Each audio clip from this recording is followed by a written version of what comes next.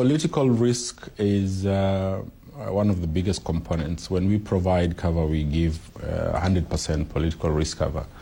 So we have a very keen interest in a country's stability. So we have a research unit that goes into the countries on a regular basis and does on-the-ground research to make sure that what the desktop is showing us is actually reflected on the ground.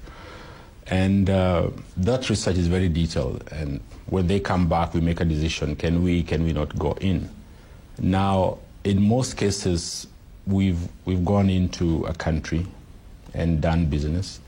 We tend to shy away from active conflict zones. So if there's an active war or civil disturbance that is ongoing, then we will normally not go in. However, we've got certain countries where you'll find that there's a conflict that is concentrated in a particular region, but the rest of the country is stable. So we sort of go, if we have to go in and our exporters are keen to do business in the safer zone, then we go in.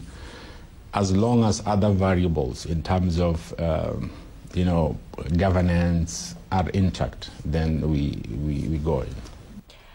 What are some of the most memorable case studies of a successful conduction of business in any part of where ECIC does business? Case studies, we've got a few, and I'll zone in on one, which was a gold mine in Kazakhstan. A South African exporter was involved in constructing a plant to mine gold. And the miner who was doing the mining was a junior miner and was not very knowledgeable in terms of where to drill when. And the initial drilling started giving very low ore grades. And this was not sustainable. They couldn't repay the debt, and we paid a claim on that mine. Luckily, we had the mine sold to another miner who had better knowledge of the region, and they were doing what you call targeted mining.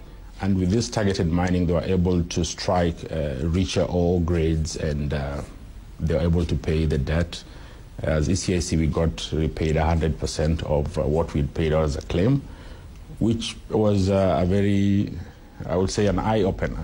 Because most of the time you want to stick with a project, restructure and restructure and restructure, while it sometimes makes sense to just cut your losses and then try to work it out. And in this case, that worked. Mm-hmm. Having said that, we still are a strong believer of restructuring. Most of our projects have a longer tail, so you'll find that if there is affordability issues up front, we can stay the long haul and see it out.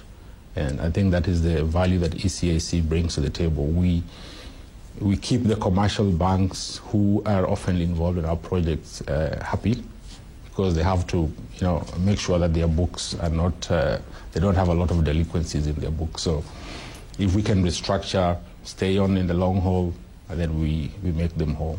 Mm-hmm. Lastly, you have mentioned that the commodity sector is a particularly difficult one to navigate because the sector is cyclical. But in your opinion, what are some of the other sectors that you would consider risky, and also some of the sectors that are safe, good sectors to invest in? Okay, from our point of view, we've categorized our business, the export business, into two, where we've got predominantly commodity-based exports, and we've got infrastructure-based exports. So if you compare these two, by sheer nature of the industries, commodities have that cyclicality, and we recognize that. And that gives us, or rather heightens, the risk of affordability, where a buyer may not be able to repay a debt.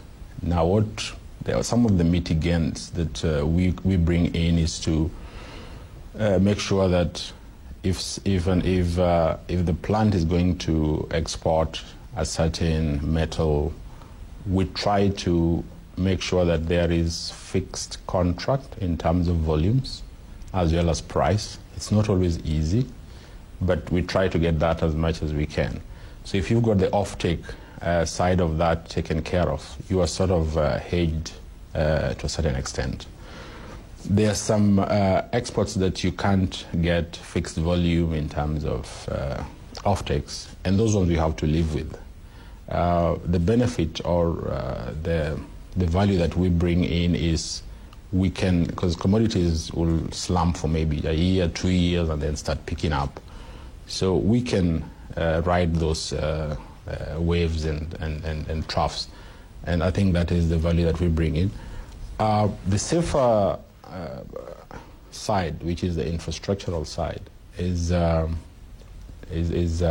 normally backed by government. You find that the infrastructure has got local interest, so it's got political value. So governments tend to make sure that these don't fail. The governance around the infrastructural projects is strong, and those are pretty much safe for us. And they tend to be big, involving multinational operators. So nobody really wants to, rock the boat too much. So they tend to be quite safe. But we've got the middle ground, which maybe I have to mention.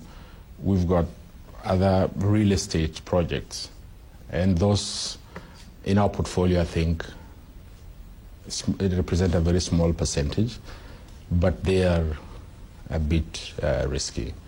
They depend on local business people trying to set up a hotel, a local hotel.